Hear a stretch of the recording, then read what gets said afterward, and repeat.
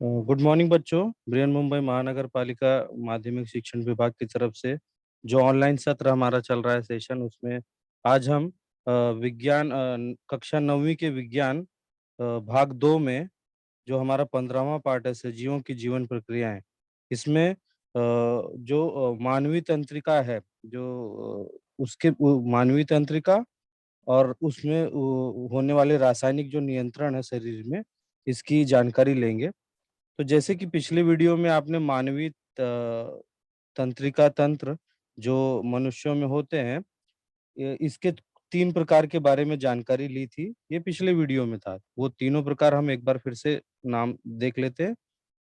पहला था मध्यवर्ती तंत्रिका तंत्र, दूसरा परिधीय तंत्रिका तंत्र और तीसरा स्वनिर्देशित तंत्रिका तंत्र। ठीक है। तो इसमें से मध्यवर्ती तंत्रिका तंत्र हो चुका है। आज हम परिधीय तंत्रिका तंत्र और स्वनिर्देशित या स्वशासकीय तंत्रिका तंत्र के बारे में जानकारी लेंगे। तो चलिए, सबसे पहले हम परिधीय तंत्रिका तंत्र के बारे में जानते हैं। देखिए, परिधीय तंत्रिका तंत्र जो हमारे पूरे शरीर में ये पाया जाता है। जो परिधीय तंत्रिका तंत्र है, देखिए ये परिधीय तंत्रिका तंत्र केंद्रीय तंत्रिका तंत्र में से उभरने वाली तंत्रिकाओं का इसमें पूरा समावेश होता है। ये तंत्रिकाएं केंद्रीय तंत्रिका तंत्र के शरीर के सभी भागों के संपर्क में लाई जाती हैं। हाँ, इसके ये परिधीय तंत्रिका तंत्र जो होता है, उसके 2 प्रकार की तंत्रिकाएं होती हैं। वो दोनों प्रकार के बारे में हम जानकारी ले लेते हैं। पहला है मस्तिष्कीय तंत्रिकाएं और दूसरा है मेरु तंत्रिकाएं। ये अब ये देखिए, मस्तिष्कीय तंत्रिकाएं जो नाम में ही पता चलता है, मस्तिष्क माने हमारा सर होता है।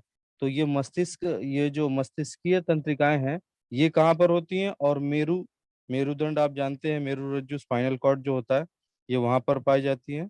तो मस्तिष्कीय तंत्रिका तंत्र के बारे में हम पहले देखते हैं।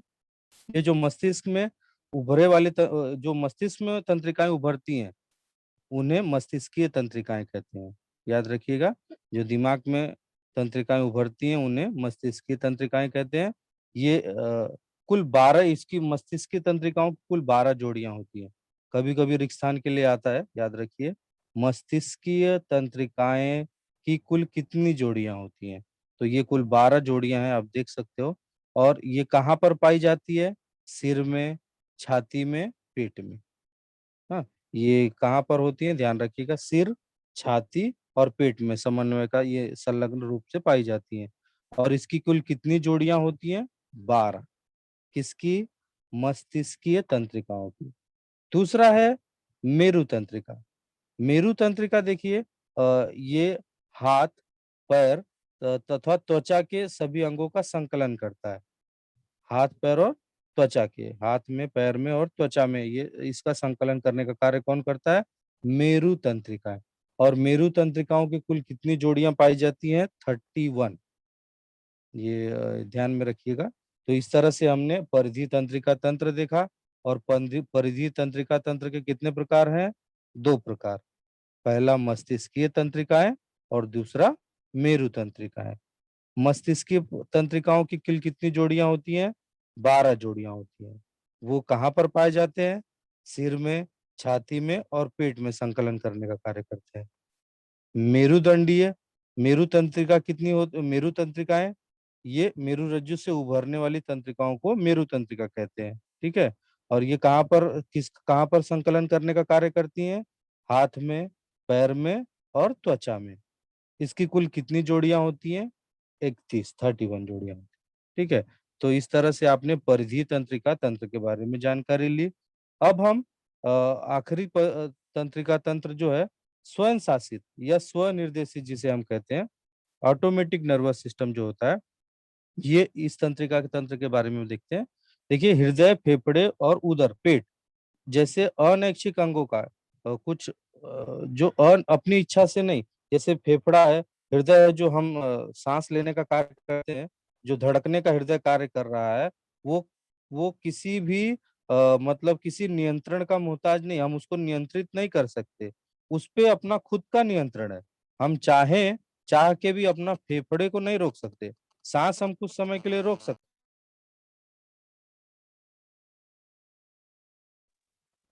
दिल के धड़कने का जो कार्य है, हम उसको उसका उस पे नियंत्रण नहीं रख सकते। तो ऐसी जो क्रियाएँ होती हैं, उसे अनैच्छिक अनैच्छिक क्रियाएँ कहते हैं। अपनी इच्छा के बिना वो अपने आप होती रहती है। तो इन इ इ ऐसी इ इ इन तंत्रिकाओं को स्वशासित या स्वनिर्देशित तंत्रिकाएँ तंत्र कहते हैं। ये इनकी इच्छानुसार हम इसे नियंत्रित नहीं कर सकते। याद रखिएगा कहाँ पर? हृदय में, फेफड़े में, उदर जैसी अनैच्छिक अंग में। हाँ, हृदय जो है वो अनैच्छिक अंग है। वो अपनी हमारी इच्छा से उसको बंद चालू नहीं कर सकते हम। तो ये रहा तीसरा स्वशासित तंत्रिका तंत्र। ये अपनी इच्छा से कार्य करते हैं। अब हम देखेंगे प्रतिवर्ती क्रिया रिफ्लेक्स एक्शन जिसे कहते हैं। अ, जैसे कि अपने आसपास की जो उद्दीपन होते हैं, जो घटनाएँ घटती हैं, उस पर कभी-कभी हमारा जो शरीर है, वो बिना सोचे रिएक्ट करता है। बिना बिना किसी बिना द बिना किसी नियंत्रण के। जैसे हम जानते हैं कि हमारे सारे स्वभाव पे किसका नियंत्रण चलता है? हमारे जो भी कार्य हैं, सब मस्तिष्क के नियंत्रण में होते हैं, दिमाग के नियंत्रण में। लेकिन कुछ ऐसे कार्य हैं, जिस पे हम तुरंत प्रतिक्रिया करते हैं, बिना सोचे। जैसे अगर आपके हाथ में कुछ काँटा चुभ गया, हाथ में कोई पौधा आप छू रहे हो और उसमें से कहीं अचानक से काँटा चुभ गया, तो तुरंत हाथ पीछे हो जाता है, तुरंत। ये नहीं कि हाथ चुभा, फिर उसके बाद मैसेज जाएगा दिमाग में और फिर दिमाग बोलेगा नहीं हाथ हटा लो, चुभ रहा है। इतना टाइम होते-होते तो बहुत सारा नुकसान हो जाएगा। तो ये कुछ ऐसी क्रियाएँ होती हैं जो मस्तिष्क के बिना ही अपने आप स्वनियंत्रण कर लेती हैं। ऐसी प्रक्रियाओं को प्रतिवर्ती क्रिया कहते हैं। अपने आसपास की किसी भी घटना पर अनैच्छिक रूप से क्षण मात्र में दी हुई प्रतिक्रिया को प्रतिवर्ती क्रिया कहते हैं। अपने जो कभी-कभी कुछ घटनाएँ होती हैं, जैसे कभी धूल कोई धूल का कण है और वो आ रहा है आपकी आँख की तरफ, तो अपने आप आँखें पलके जो अपने आप बंद हो जाती है। ये प्रतिवर्ती क्रिया है। तुरंत जो हमारे आस-पास के वातावरण है, उसके उद्दीपन मतलब जो घटनाएँ घटती हैं, उसके उद्दीपन को हम तुरंत प्रतिक्रिया देते हैं। हाँ, ऐसी प्रतिक्रियाओं को प्रतिवर्ती क्रिया भी कहते हैं। तो आप देख सकते हो यहाँ पर एक छोटा-सा उदाहरण दिया हुआ है कि मोमबत्ती 1 नंबर, 2 नंबर, 3 नंबर, 4 नंबर, 5, 6 और 7 इस तरह से नंबर की दिए गए हैं। ये प्रतिवर्ती क्रिया का उदाहरण है। जैसे 1 नंबर पे आप देख सकते हो 1 और 2 पे क्या है? तो 1 नंबर पे देख सकते हैं आप कि मोमबत्ती पे हाथ लगा हुआ है और तुरंत 2 नंबर से वो तुरंत हाथ हटा लिया गया है। हाँ, तो इस पे कुछ प्रश्न हैं। ये इन प्रश्नों का हम उत्तर देखने की कोशिश करते हैं इस आगे की तरफ। देखिए जैसे ये आकृति का निरीक्षण करेंगे और हम ये कुछ 6 प्रश्नों का उत्तर जानने की कोशिश करेंगे। ये आपकी किताब में भी क्वेश्चन दिए हुए हैं, बीच में दिया हुआ है। हाँ, ये जो प्रश्न है ये आपकी किताब के बीच में दिया हुआ है, तो कभी-कभी पूछा जाता है, तो ये 5 नंबर के लिए आ जाता है इस प्रकार के प्रश्न। तो आइए हम इसकी जानकारी लेते हैं। जैसे पहला है 1 और 2 ये जो प्रतिक्रिया 1 है और 2 है, निश्चित तौर पर क्या हो रहा है? 1 और 2 पर तो आप देखिए आपने अभी बताया कि 1 और 2 पर क्या हो रहा है? 1 पर मोमबत्ती को आग का स्पर्श हो रहा है और तुरंत हाथ पीछे तुरंत हाथ पीछे चला जा रहा है। ठीक है? संवहनी तंत्रिका तंत्र के कारण क्या हो रहा है? हाथ तुरंत पीछे चला जा रहा है। तो ये आपको ये इतना लिखना है कि मोमबत्ती को आग का स्पर्श हो रहा है और तुरंत हाथ पीछे चला जा रहा है। ठीक है? तो दूसरा प्रश्न देखते हैं। दूसरा देखिए चित्र में दर्शाए गए 3, 3 देख रहे हैं आप कहाँ पे? 3 में कौन-सी तंत्रिका द्वारा उद्दीपन का संवहन हुआ? यह संवहन किस दिशा में हुआ? देखिए 3 जहाँ पर देख सकते हैं आप वो एक हरी वाली लाइन दिख रही है और दूसरी काली वाली घेरी दिख रही है, हाँ? तो क्या हुआ ये 3 पर? सबसे पहले त्वचा को स्पर्श हुआ, ठीक है? त्वचा को स्पर्श हुआ मोमबत्ती का, तो त्वचा से जो मेरु रज्जु की तरफ जाने वाली संवेदी तंत्रिका तंत्र होती है, उसके द्वारा आवेग जो आवेग उत्पन्न हुआ, वो उसका संवहन किया गया। मतलब एक जगह से दूसरे जगह लेके जाया गया। कहाँ पर? त्वचा से मेरुरज्जु की तरफ। तो अगर इसमें लिखना है कि यह संवहन किस दिशा में हुआ, तो संवेदी तंत्रिका तंत्र द्वारा मेरुरज्जु की तरफ। ये जो लास्ट चौथे और पांचवें नंबर पे आप देख रहे हो, ये क्या है? ये मेरुरज्जु है। हाँ, जो हमारे दिमाग के नीचे की तरफ का होता है, उसे मेरुरज्जु कहते हैं। तो यह संवहन किस दिशा में हुआ? यह संवहन संवेदी तंत्रिका तंत्र द्वारा मेरुरज्जु में हुआ, मेरुरज्जु की दिशा में हुआ। ठीक है। अब ई वाला प्रश्न देखते हैं। 4 जो चौथे पे आप देख सकते हो, ये 4 यह कौन सी तंत्रिकाएं हैं? तो 4 यह सहयोगी तंत्रिका है। दिख रहे हैं? वहां से ये जो चौथा आप देख सकते हो, यहाँ से जो प्रतिसाद आया, उसका तुरंत हाथ ने जो रिएक्शन किया, ये ये कौन सी तंत्रिका है? सहयोगी। दोनों के बीच में संदेश लाने और उसकी प्रतिक्रिया करने का, जो दोनों के बीच का कार्य कौन कौन करता है? सहयोगी तंत्रिका। ठीक है। तो 4 यह कौन सी तंत्रिका बताई जा रही है? सहयोगी तंत्रिका। अब पांचवा, 5 यह कौन सा अंग है? देखिए पांचवा, ये आपको अब भी बताया कि पांचवा कौन सा अंग है? पांचवा है आपका मेरुरज्जु। ठीक है। ये याद रखिएगा, पांचवा अंग कौन सा है? मेरुरज्जु।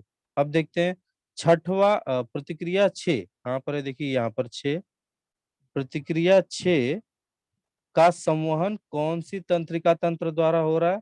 तो प्रेरक तंत्रिका। प्रेरणा दे रही है उसको हाथ हटाने के लिए, प्रेरक तंत्रिका तंत्र द्वारा।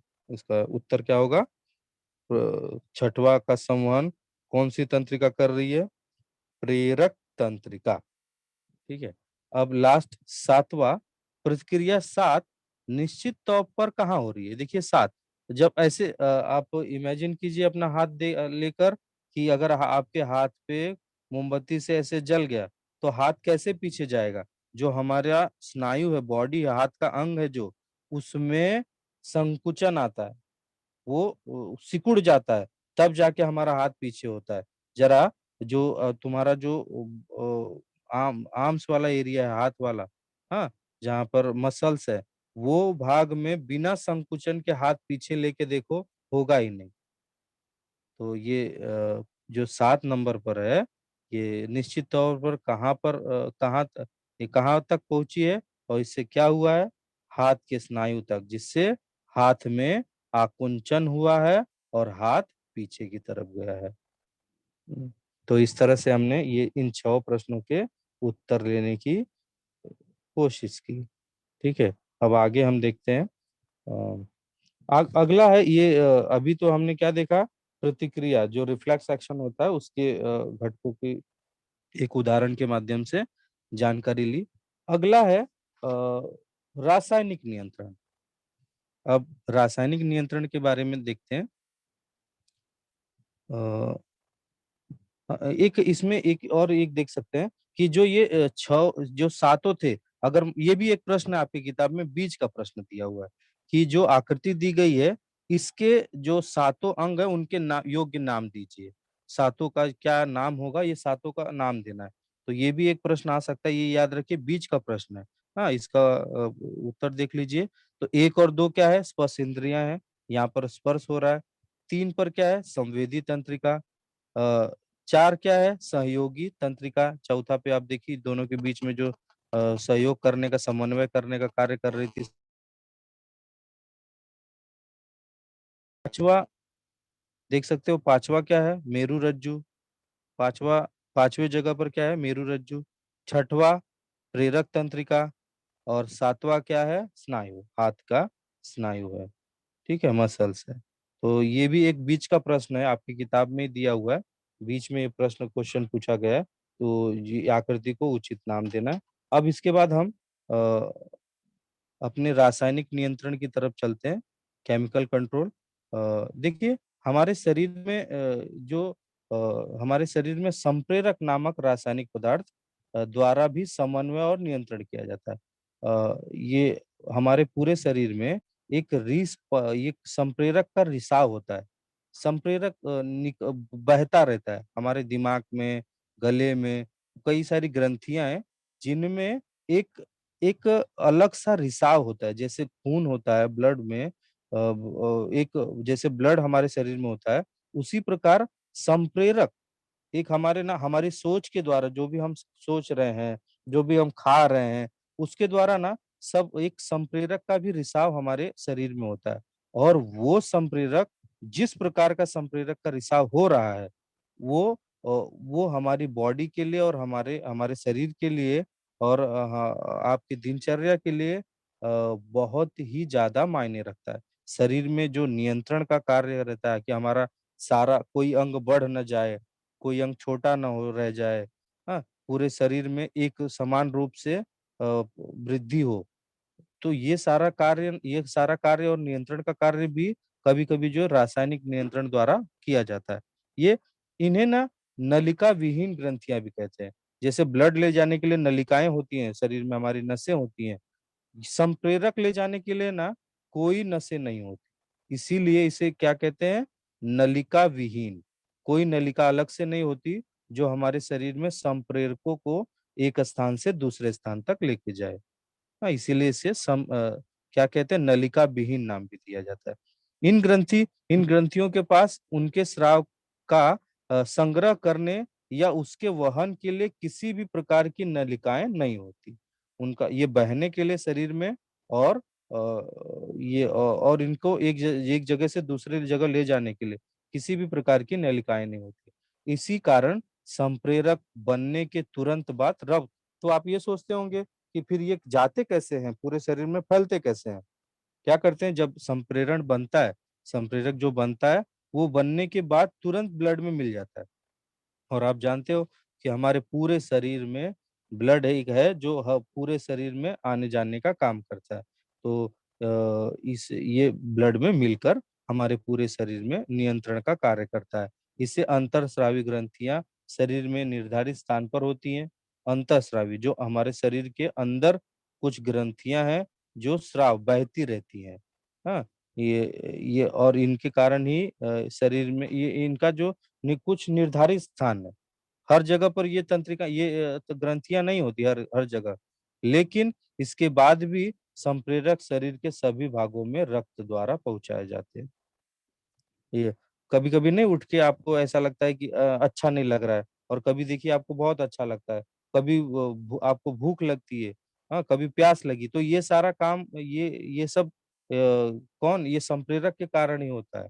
हाँ, हमारे शरीर में जिस तरह का संप्रेरक का स्राव हो रहा है, देखिए कुछ लोगों को जो नशा वगैरह करते हैं उनको एक समय के बाद एकदम बेचैनी होने लगती है, उनका हाथ-पैर काँपने लगता है।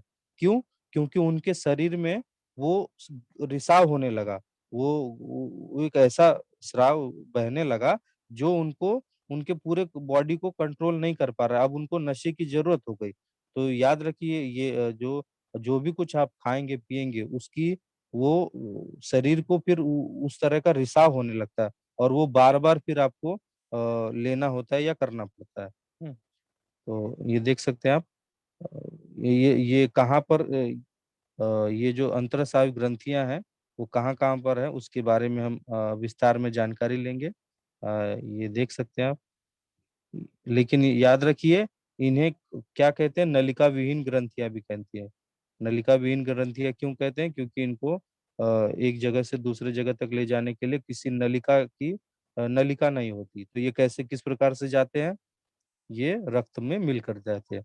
तो देखिए उनके नाम देख लेते हैं कौन-कौन सी अंतःस्रावी ग्रंथियाँ हैं। पहला ऊपर मस्तिष्क में देखिए सर की तरफ अश्वचेतक है, पिनियल ग्रंथि है और पीयूषिका ग्रंथि है। फिर गले में देखिए कौन-कौन सी ग्रंथि होती है, अवटु ग्रंथि, पराअवटु ग्रंथि और थाइमस ग्रंथि देखिए छाती में थाइमस ग्रंथि होता है। अब पेट की तरफ आ जाइए, पेट में कौन-सी अंतःस्रावी ग्रंथि होती है? अधिवृक्क ग्रंथि और नीचे की तरफ अंडाशय और वृषण। तो ये अंतःस्रावी ग्रंथियाँ हैं।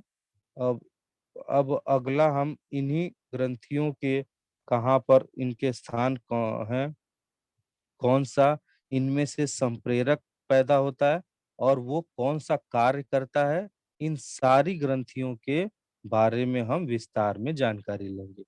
याद रखिए अंतःस्रावी ग्रंथियों के बारे में हम जानने जा रहे हैं। तो सबसे पहले हाँ, और ये ग्रंथियां जो हैं वो आवश्यकता अनुसार ये जो स्राव पे नियंत्रण रखने का भी कार्य करती हैं कि बहुत ज्यादा मात्रा में संप्रेरण न बने और बहुत कम न बने।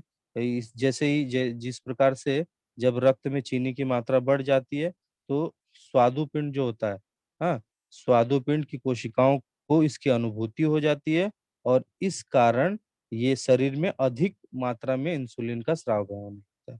इंसुलिन याद रखिए, जिसके कारण हमारा शुगर कंट्रोल में रहता है, इंसुलिन का स्राव होने के कारण।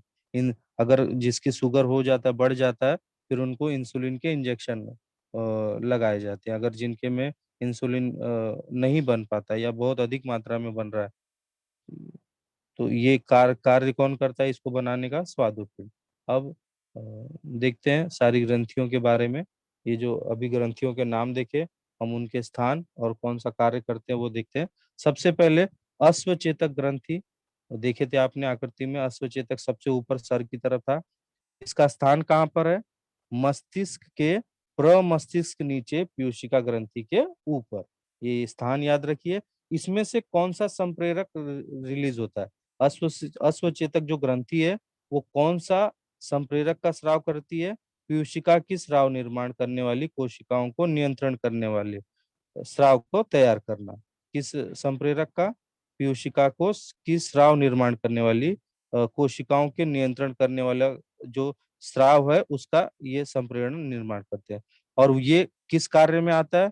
पीयूषिका ग्रंथि का नियंत्रण करने के लिए। पीयूषिका ग्रंथि जो हमारे मस्तिष्क के नीचे वाले भाग भाग में पाई जाती है।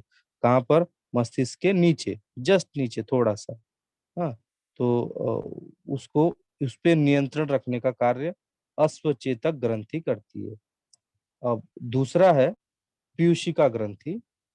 देखिए पीयूषिका ग्रंथि का स्थान कहाँ पर है? पीयूषिका ग्रंथि का स्थान मस्तिष्क के नीचे है।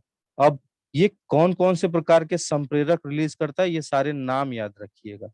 वृद्धि संप्रेरक, अधिविक ग्रंथि संप्रेरक, अवटु ग्रंथि संप्रेरक, प्रोलैक्टिक, ऑसियोटोसिन, ग्लूकोजाइंग हार्मोन, प्रतिमूत्रक संप्रेरक, पुटिका ग्रंथि संप्रेरक। तो इस तरह की ये इतने प्रकार के संप्रेरक ये रिलीज करता है, बनाता है। और ये किस कार्य में आता है ये देखिए। कार्य इसका क्या क्या है? हड्डियों की वृद्धि को बढ़ाना, अधिवृक्क ग्रंथि के रिसाव को बढ़ाना, औटु ग्रंथि के स्राव स्रवित होने का बढ़ाना, माता को दूध उत्पादन करने के लिए प्रवृत्त करना। जब माँ दूध के लिए बच्चों को जब देखिए बच्चा पैदा होता है तो माँ को अपने आप दूध उतर आता है। तो ये ग्रंथि के कारण ही दूध आता है, याद रखिए। जब बच्चों का जन्म होते ही गर्भाशय का संकुचन आप देख सकते हैं कि जब बच्चा पेट में होता है तो गर्भाशय कितना फूला हुआ होता है, और उस बच्चा होने के बाद फिर से वो अपनी जगह वो चला जाता है। तो ये एक ग्रंथि के कारण ही होता है, पीयूषिका ग्रंथि के कारण। हाँ, तो वो उसमें से ही जो संप्रेरक का रिसाव होता है उसी के कारण ये होता है। फिर ऋतुस्राव का नियंत्रण, अंडोत्सर्जन करना, शरीर में पानी का अनुपात संतुलित रखना, जनन ग्रंथि या विकास ग्रंथि नियंत्रण रखना। ये सारे कार्य कौन करता है? पीयूषिका ग्रंथि करती है। और ये पीयूषिका ग्रंथि कहाँ पर पाई जाती है? मस्तिष्क के नीचे। अब तीसरा हम देखते हैं।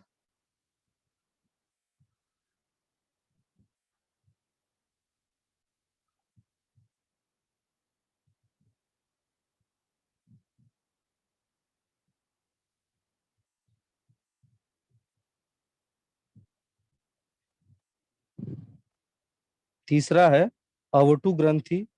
अवटु ग्रंथि ये कहाँ पर पाया जाता है? देखिए अवटु ग्रंथि का स्थान कहाँ पर है? गर्दन के मध्य भाग में है। गर्दन के जो मध्य भाग है, जिसे थायराइड बोलते हैं। कभी कभी देखो लोग बोलते हैं कि तुम्हें लगता है थायराइड का प्रॉब्लम है। तो थायराइड कहाँ पर होता है? गले में, गले के मध्य भाग में, सामने वाली श्वास नलिका के दोनों ओर अवटु ग्रंथि पाई जाती है। याद है, गले में अवटु ग्रंथि पाई जाती है। और ये इसमें कौन सा संप्रेरक रिलीज होता है? ये देखिए, थायरोक्सिन और सोमेटोसिन। हाँ, ये दो प्रकार के संप्रेरक रिलीज होते हैं, और ये कौन से कार्य करते हैं? ये संप्रेरक रिलीज होने का कार्य, ये कौन से कार्य में मदद करते हैं? शरीर की वृद्धि और उपापचय क्रिया नियंत्रण करना है, और जो पचने का कार्य का नियंत्रण करने का भी कार्य ये अवटु ग्रंथि करती है। कैल्शियम के उपापचय और रक्त के में कैल्शियम का नियंत्रण रखने का कार्य कौन करता है? थायराइड करता है, या अवटु ग्रंथि करती है।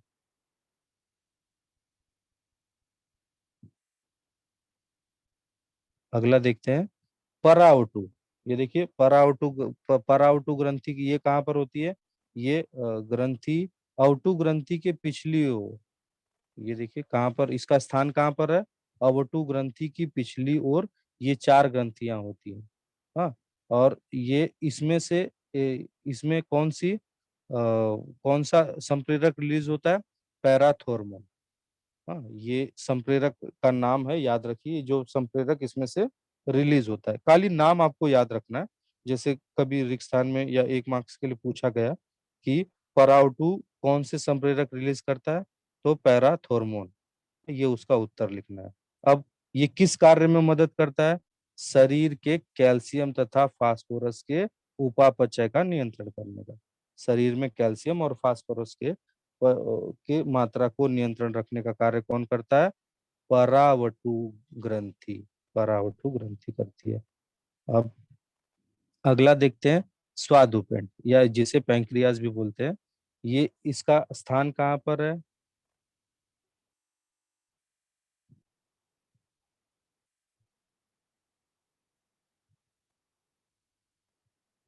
एक मिनट।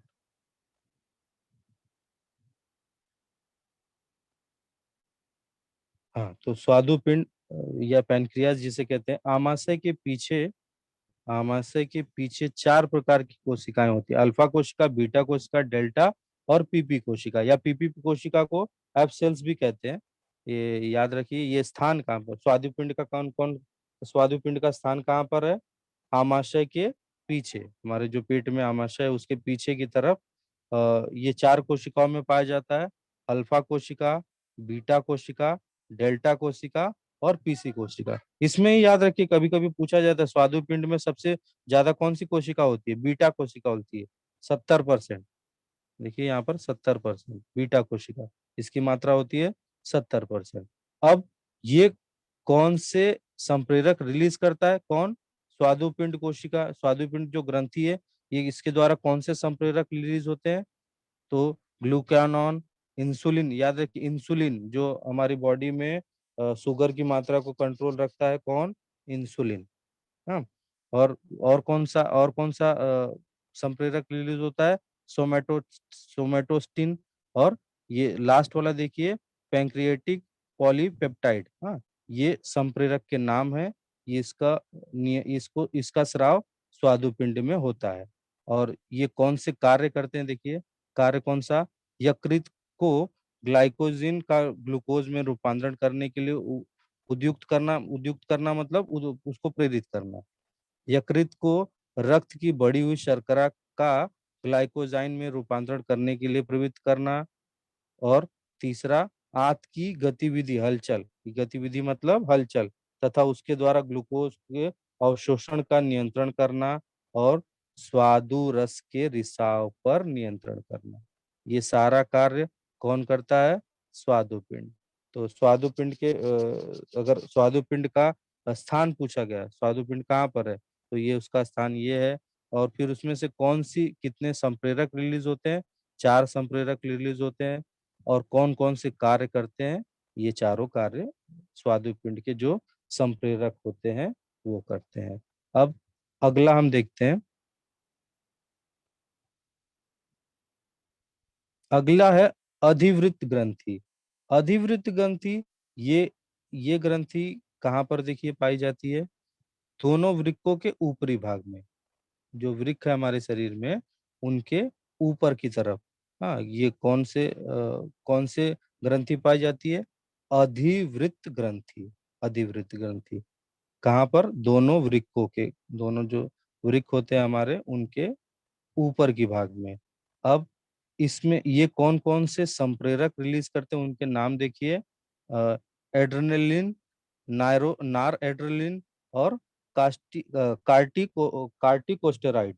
हाँ, ये तीनों संप्रेरक के नाम है। अब ये कौन से कार्य करते हैं, ये कार्य के बारे में हम जानकारी ले लेते हैं। पहला है आपातकालीन परिस्थिति तथा भावुक प्रसंगों में व्यवहार में नियंत्रण करना। देखिए जो कभी कभी अचानक से कोई एक्सीडेंट का न्यूज सुने, हाँ, तो वो किस प्रकार से, कुछ लोग होते हैं तुरंत रोने लगते हैं, कुछ लोग होते हैं जो मतलब बेहोश हो जाते हैं इतना ज्यादा। तो ये सब इस पे ये भावुक जो प्रसंग होते हैं, हाँ, कभी कभी किसी को अचानक से तो वो किस प्रकार से रिएक्ट करेगा, ये सारा कार्य जो हमारी अधिवृक्क ग्रंथि है उसके माध्यम से होता है। हाँ, दूसरा इसका और कार्य क्या है, हृदय और संवहन संस्थान परिसंचरण उद्दीपन करना तथा उपापचय क्रिया, ये कौन करता है, अधिवृक्क ग्रंथियां करती हैं। और लास्ट है सोडियम और पोटेशियम का संतुलन तथा उपापचय क्रिया को उत्तेजन। Na और K, सोडियम और पोटेशियम का संतुलन तथा उपापचय क्रिया का उत्तेजन, ये इसके कार्य हैं, इसके अधिवृक्क ग्रंथि के। अब अगली ग्रंथि के बारे में देखते हैं, जो है अंडाशय। अंडाशय ये देखिए, अंडाशय जो ग्रंथि है ये इसका स्थान कहाँ पर है, अंडाशय ग्रंथि का स्त्री के गर्भाशय के दोनों ओर। जो स्त्रियों में गर्भाशय, याद रखिए ये अंडाशय जो है ये पुरुषों में ग्रंथि नहीं पाई जाती, ये अंडाशय ग्रंथि किसमें पाई जाती है, स्त्रियों में पाई जाती है।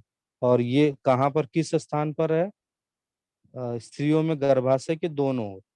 जो स्त्रियों का गर्भाशय होता है उसके दोनों तरफ ये अंडाशय ये ग्रंथि पाई जाती है। और इसमें से कौन सा संप्रेरक रिलीज होता है, ये देखिए आता है एग्जाम में, तो ईस्ट्रोजन और प्रोस्टेरॉन। हाँ, ये दो जो संप्रेरक है ये अंडाशय में रिलीज होता है, अंडाशय में संप्रेरक का अंडाशय नामक ग्रंथि द्वारा इनका समूह ये संप्रेरक रिलीज किया जाता है, या अंतरस्राव ग्रंथि में आता है ये।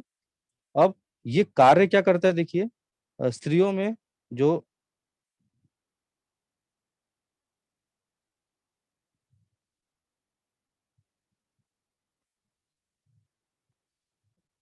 ये देख सकते हैं आप कौन सा कार्य करता है, स्त्रियों में गर्भाशय के अंतःस्राव की वृद्धि, स्त्रियों के द्वितीय लैंगिक गुणों का विकास, द्वितीय जो लैंगिक गुणधर्म है स्त्रियों के विकास के लिए, और गर्भाशय के अंतःस्तर को गर्भ धारण के लिए तैयार करना, या गर्भ धारण के लिए मदद करना। ये गर्भ धारण में मदद के लिए कौन कौन सी ग्रंथि कार्य करती है, अंडाशय। और ये ग्रंथि किसमें होती है, स्त्रियों में होती है, और कहाँ पर होती है, स्त्रियों के गर्भाशय के दोनों ओर। अब अगले ग्रंथि के बारे में जानकारी लेते हैं। अगला है वृषण। ये ग्रंथि पुरुषों में होती है, जैसे अंडाशय याद रखिएगा, अंडाशय जो अंतरस्रावी ग्रंथि अंडाशय है, ये ये ग्रंथि स्त्रियों में होती है। उसी प्रकार से जो वृषण होता है, इसका वृषण का स्थान कौन सा है, ये किस वृषण जो ग्रंथि है, ये ग्रंथि किस स्थान पर पाई जाती है देख सकते हैं, ये ग्रंथि वृषण कोश में पाया जाता है। और कौन सा संप्रेरक रिलीज करता है ये, टेस्टोस्टेरोन। और इसके कार्य क्या है, कार्य के बारे में, पुरुषों के द्वितीय लैंगिक लक्षणों का विकास, जैसे दाढ़ी, मूछ, और आवाज में देखिए, एक बच्चा रहता है उसकी आवाज थोड़ी मधुर होती है, लेकिन जैसे वो कुछ 13, 14, 15 साल का होता है तो उसकी आवाज में कर्कशता, एक आवाज में कड़कपन आ जाता है। ये किसके कारण आता है, ये टेस्टोस्टेरोन नामक संप्रेरक के कारण आता है। तो जिसके में कुछ ऐसे पुरुष भी ऐसे होते हैं जिनमें दाढ़ी मूंछ की कमी हो जाती है। तो क्यों कमी होती है, क्योंकि जो उनके जो अंतर्ग्रावी कोशिका जो अंतर ग्रंथि है वृषण, उसमें टेस्टोस्टेरोन की जो मात्रा है ये संप्रेरक सही से बन नहीं रहा है। अगर सही नहीं बन रहा है तो उनमें दाढ़ी और मूंछ ये कम कम मात्रा में देखने को मिलेगा, या फिर बिल्कुल ही नहीं आएगा, अगर टेस्टोस्टेरोन नहीं उसमें संप्रेरक रिलीज नहीं हुआ है। तो ये वृषण, ये जो ग्रंथि है इसका कार्य, ये स्थान आप देख सकते हो, और किस इसका कौन सा स्थान है और इसका कार्य क्या है, ये आप, ये कार्य बहुत महत्वपूर्ण है, ये आता है कभी कभी एग्जाम में, तो आप ध्यान में रखेंगे। अगला है और आखिरी है थाइमस ग्रंथि, ये उसके बारे में देख लेते हैं हम। थाइमस ग्रंथि, देखिए ये रही थाइमस ग्रंथि। थाइमस ग्रंथि का स्थान कौन सा है? हृदय के पास, और वक्ष पंजर दो है, जो हमारा जो आप रिब देख सकते हो हाथ में, शरीर में छाती पे जो वक्ष पंजर होते हैं, जो अपने दिल को, हृदय को सुरक्षित रखने का कार्य करते हैं, वहां पर उन इस स्थान पर ये थाइमस ग्रंथि पाई जाती है। और इसमें से कौन सा संप्रेरक रिलीज होता है? थाइमोसिन। याद रखिए, इसमें से कौन सा रिलीज होता है? थाइमोसिन। और अ, इसके कार्य क्या है? इसका कार्य है प्रतिरक्षा क्षमता की निर्मित करने वाले कोशिकाओं पर नियंत्रण। प्रतिरक्षा, हमारी जो रक्षा है उसको, जो तुरंत, जो हम तुरंत एक्शन लेते हैं, प्रतिक्रिया करते हैं, उस पर नियंत्रण रखने का कार्य प्रतिरक्षा क्षमता को नियंत्रित करने वाली कोशिकाओं पर नियंत्रण रखना, जो ये कौन करता है? थाइमस ग्रंथि करती है। तो इस प्रकार से आपने अंतःस्रावी ग्रंथियां जो हैं उनके कुछ महत्वपूर्ण स्थान और उनके कार्य के बारे में जानकारी ली। तो एक बार फिर से इनके वो वापस हम देख लेते हैं कि कौन कौन से थे।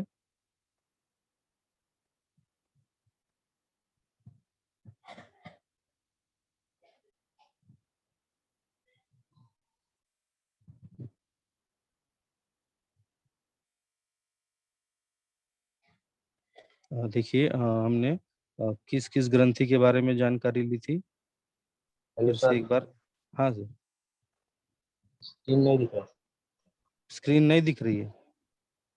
नहीं सर, आपका सर फोटो दिख रहा एक सेकंड। है।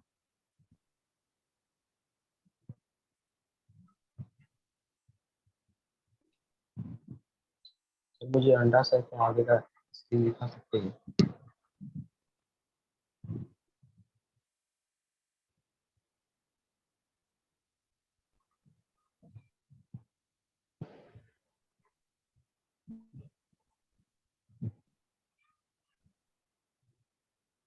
अब दिख रही है? हाँ सर। सर मुझे अंडा सर के आगे का अंडाशय के आगे का नहीं देख पाए थे आप, ठीक है, एक बार फिर से देख लेते हैं।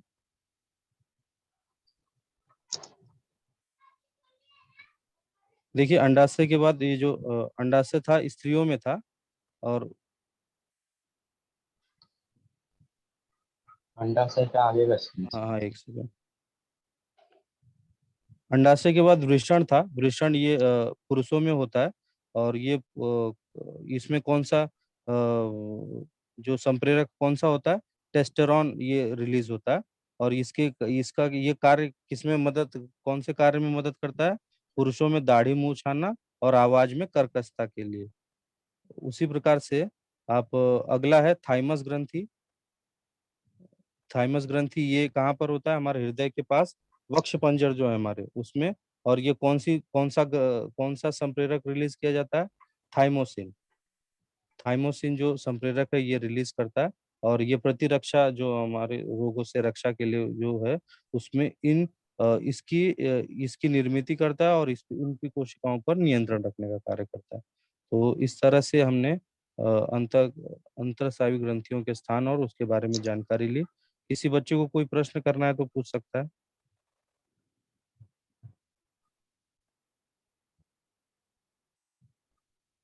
किसी विद्यार्थी को कुछ पूछना है आज में, आज जो हमने पढ़ा उसमें उसमें कुछ अगर किसी को पूछना है तो पूछ सकता है।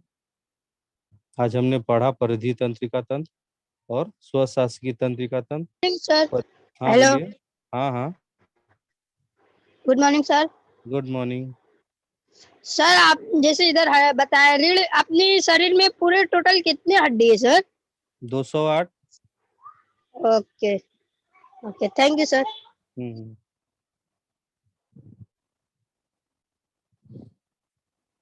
और किसी को कुछ पूछना है? सर प्रतिवर्ती क्रिया किसे कहते हैं? क्या बोल रहे हो बेटा? प्रतिवर्ती क्रिया, ठीक है। जैसे जो कुछ ऐसी क्रियाएं हैं जो जिनका हम जैसे आप जानते हो कि हर क्रिया मस्तिष्क के द्वारा नियंत्रण में रखी जाती है, लेकिन कुछ ऐसी प्रक्रियाएं हैं जो मस्तिष्क के बिना ही नियंत्रण और समन्वय का कार्य करती हैं। ऐसी क्रिया को प्रतिवर्ती क्रिया कहते हैं। किसी घटना के तो होने पर तुरंत उसकी प्रतिक्रिया करना। हाँ? तो इसमें मस्तिष्क का बहुत बड़ा या ऐसा नहीं कि मस्तिष्क का बिल्कुल रोल नहीं है, लेकिन मस्तिष्क के बिना भी इस क्रिया पर नियंत्रण रखा जाता है। हाँ, ऐसी क्रियाओं को प्रतिवर्ती क्रिया कहते हैं, रिफ्लेक्स एक्शन। और सर हाँ हाँ। Good morning sir. हाँ, गुड मॉर्निंग। सर जो प्रतिवर्ती क्रिया है यह हाँ मेरुरज्जु से जुड़ी होती है ना? हाँ हाँ। हाँ, ये होती है। और सर ये हमारे नियंत्रण में नहीं होती ना? नहीं, ये हमारे नियंत्रण में हमारे मतलब ये सारी देखिए, हमारे नियंत्रण का मतलब है हमारे मस्तिष्क का नियंत्रण। हर क्रिया पर मस्तिष्क का नियंत्रण होता है, लेकिन कुछ ऐसी क्रियाएं हैं जो बहुत तेजी गति से बिना मस्तिष्क के नियंत्रण के भी हो जाती है। जैसे अगर आपको, जैसे वही कि कुछ कोई बर्तन गर्म वस्तु उठा लिए, हाँ, वो तुरंत हम उसको छोड़ देते हैं, एकदम तुरंत फटक से छोड़ देते, उसको किसी उद्दीपन का की वो आवश्यकता नहीं होती। ऐसी क्रियाओं को प्रतिवर्ती क्रिया कहते हैं। और किसी को?